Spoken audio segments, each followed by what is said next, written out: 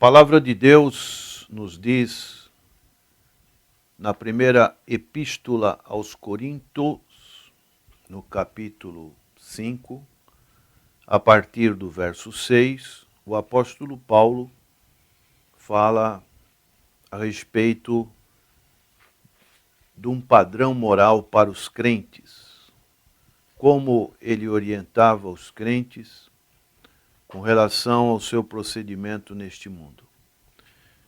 Diz 1 Coríntios 5, 6, não é boa a vossa jactância. Não sabeis que um pouco de fermento leveda a massa toda? Lançai fora o velho fermento, para que sejais nova massa, como sois de fato, sem fermento. Pois também Cristo, nosso Cordeiro Pascual, foi imolado. Por isso, celebremos a festa, não com o fermento, não com o velho fermento, nem com o fermento da maldade e da malícia, e sim com os asmos da sinceridade e da verdade. Já em carta vos escrevi que não vos associeis com os impuros. Refiro-me com isto não propriamente aos impuros deste mundo, ou aos avarentos, ou roubadores, ou idólatras, pois neste caso teríeis de sair do mundo. Mas agora vos escrevo que não vos associeis com alguém que, dizendo-se irmão, for impuro, ou avarento, ou idólatra, ou maldizente, ou beberrão, ou roubador. Com esse tal, nem ainda comais. Pois com que direito haveria eu de julgar os de fora? Não julgais vós os de dentro? Os de fora, porém, Deus os julgará. Expulsai, pois, de entre vós o malfeitor. O apóstolo Paulo fala a respeito da conduta dos crentes na cidade de Corinto. Ele usa de algumas figuras de linguagem, de metáforas, como a palavra fermento. A palavra fermento era utilizada para mostrar uma influência corruptora, uma influência que pudesse estragar a massa toda. Então ele aconselha aos irmãos de Corinto lançar fora este velho fermento e serem uma nova massa. Durante a festa anual da Páscoa, os israelitas removiam todo o fermento de suas casas. E ele vai dizer que o Senhor Jesus Cristo é o nosso Cordeiro Pascual. E devemos celebrar a nossa união com Cristo, não com velho fermento, que pode levedar toda a massa, toda a nossa vida. Fermento da maldade, fermento da malícia, mas com os asmos da sinceridade e da verdade. A conduta dos crentes de Corinto era uma conduta totalmente irregular para uma fé cristã. Eles praticavam o incesto, a prostituição, a devassidão, o roubo, a idolatria, a maledicência, a avareza, a bebedices, a maldade, a malícia. Essa conduta era determinada pela influência daquela sociedade pagã, pelos deuses e os cultos pagãos que eram realizados no contexto daquela época na cidade de Corinto. A cidade de Corinto tinha uma localização privilegiada era uma cidade importante na época do apóstolo Paulo, uma rota comercial. E assim, o apóstolo Paulo teve grandes dificuldades para poder pregar ali a nova vida que Cristo pode oferecer. A epístola aos Romanos, no capítulo 6, verso 15, diz: E daí, havemos de pecar, porque não estamos debaixo da lei, e sim da graça? E ele conclui dizendo: de modo nenhum.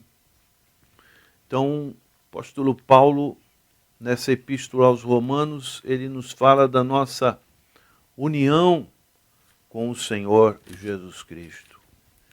E a primeira epístola de Paulo aos Coríntios, no capítulo 6, verso 12, ele dizia: todas as coisas me são lícitas, mas nem todas convêm. Todas as coisas me são lícitas, mas eu não me deixarei dominar por nenhuma delas. Daí, o apóstolo Paulo ter este comportamento, essa escolha, aquilo que realmente pode nos afastar de Deus e comprometer toda a nossa fé cristã. Vivemos num mundo pecaminoso, num mundo difícil, e precisamos então da graça de Deus, precisamos que o Espírito Santo de Deus esteja nos guiando, seja o nosso árbitro, seja, como diz Paulo em Romanos capítulo 8, verso 26, o Espírito, ele nos dirige quando nós estamos orando, não sabemos o que pedir, o que falar. E em Gálatas capítulo 5, verso 12, verso 18, o apóstolo diz que mais se sois guiado pelo Espírito, não estáis sob a lei, não estamos mais sobre essa natureza pecaminosa, carnal, que carregamos dentro do nosso ser. Por isso, o apóstolo Paulo teve que trabalhar profundamente nos seus ensinos para que os cristãos que estavam ali em Corinto e também em outras partes ali do seu mundo de atuação, eles pudessem ter esta nova vida que somente Cristo pode oferecer.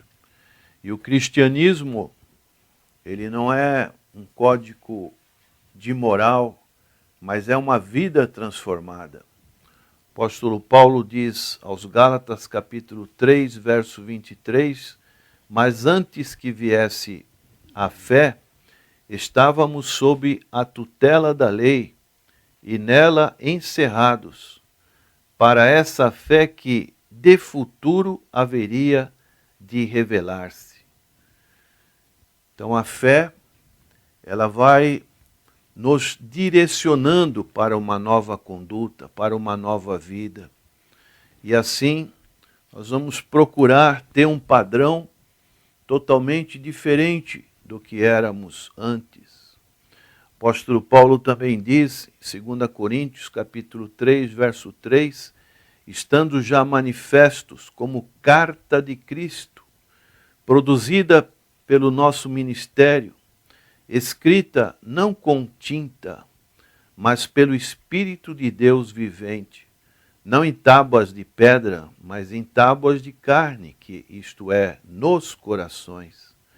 É algo que acontece de dentro para fora, algo que fica impregnado nas nossas vidas, não em tábuas de pedra, como os 10 mandamentos, por exemplo, que as pessoas procuravam seguir aqueles mandamentos, mas agora, pela graça que opera nas nossas vidas através da pessoa do Senhor Jesus Cristo, do Santo Espírito de Deus, nós vamos sendo lapidados para que realmente possamos ter uma conduta que honre a Deus, que glorifique ao nome de nosso Senhor e Salvador Jesus Cristo.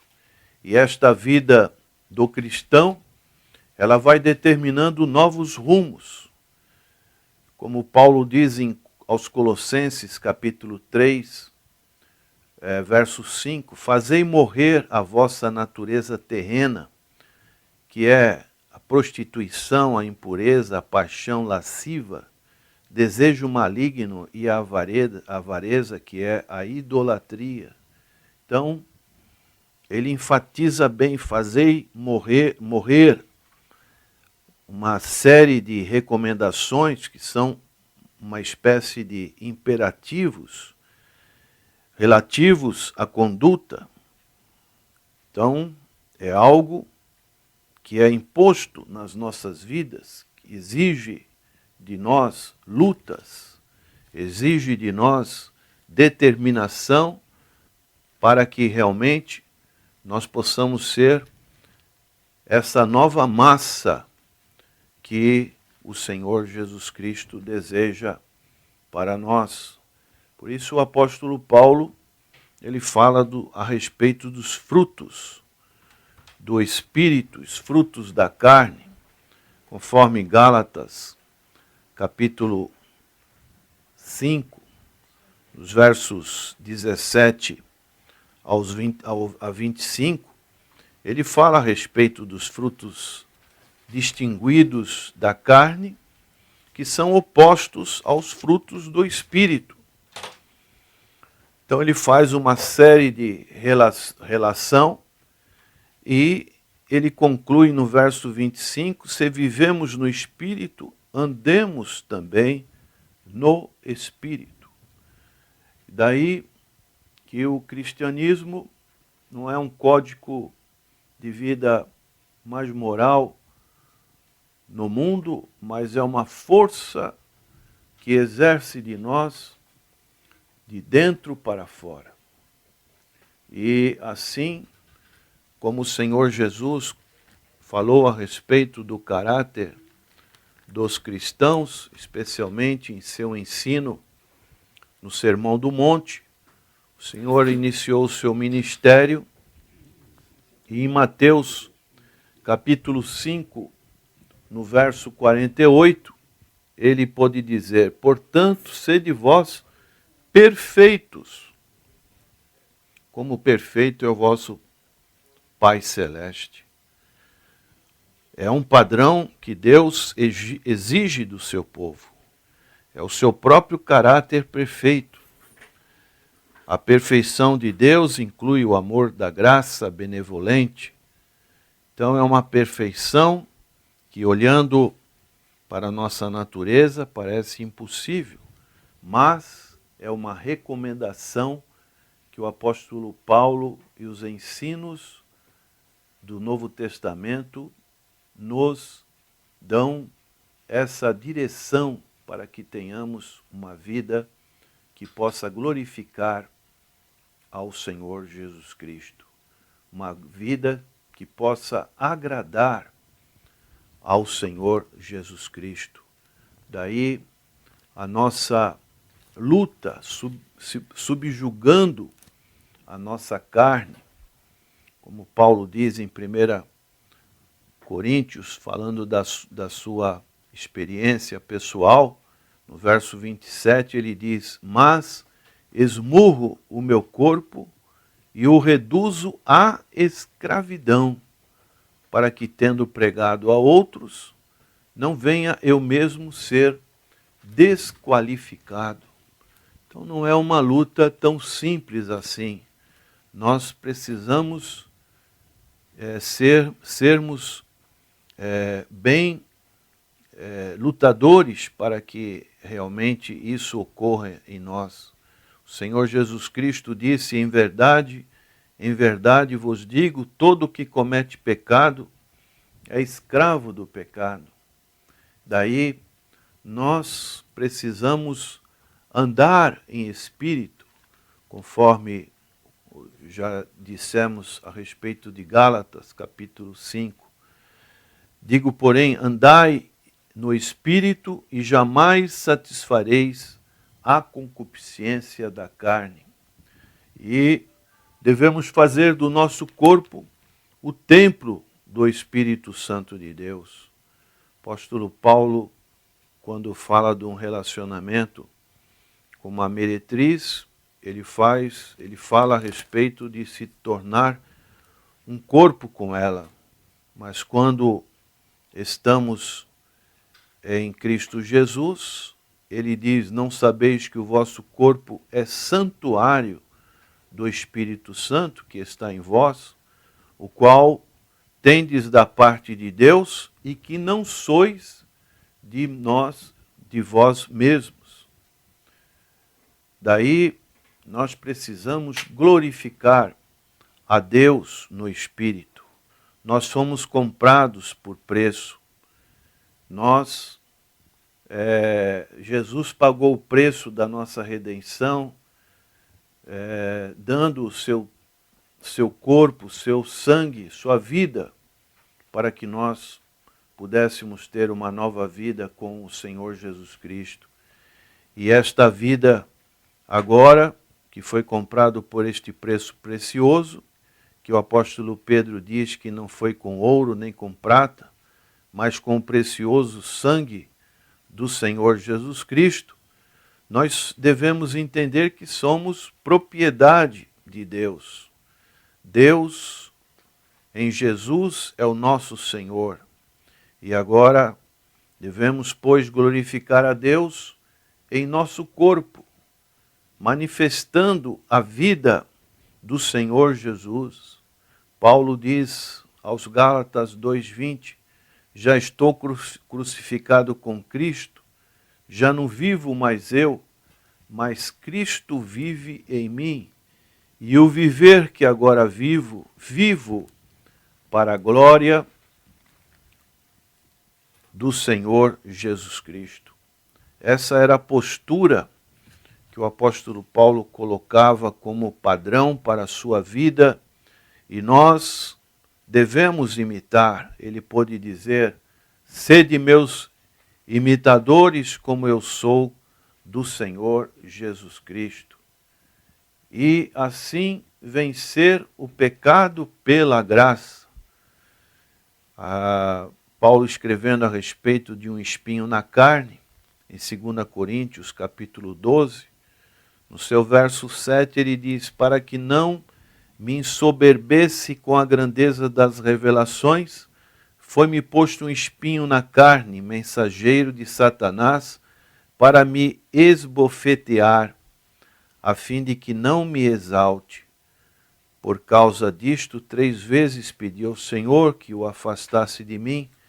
Então ele me disse, a minha graça te basta, porque o poder se aperfeiçoa na fraqueza. De boa vontade, pois, mais me gloriarei nas fraquezas, para que sobre mim repouse o poder de Cristo. Daí, para concluir, como você entende que o Senhor Jesus Cristo quer que você proceda? Como você tem realizado a sua conduta aqui neste mundo, nesse término de ano, onde costumamos fazer um balanço das nossas vidas? Será que Cristo está vivendo em você? Você tem dado espaço para a vida de Cristo na sua vida? Será que as coisas do alto têm preenchido o seu ser? Ou você tem procurado as coisas mais deste mundo, as emoções deste mundo, os lazeres deste mundo, e tem deixado pouco tempo para adorar a Deus?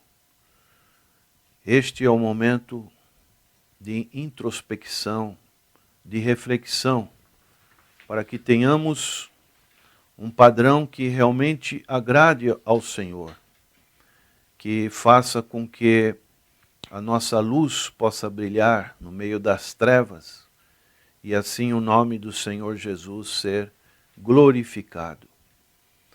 Agradecemos a Deus pela sua palavra, orando: Senhor, nosso eterno Pai, nós te agradecemos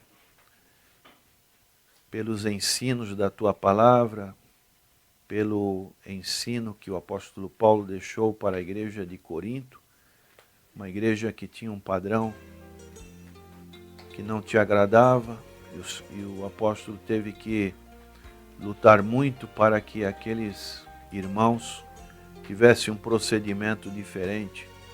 Ó Deus, que o padrão dos cristãos dos nossos dias não seja o padrão do mundo, mas o padrão que vem da tua palavra.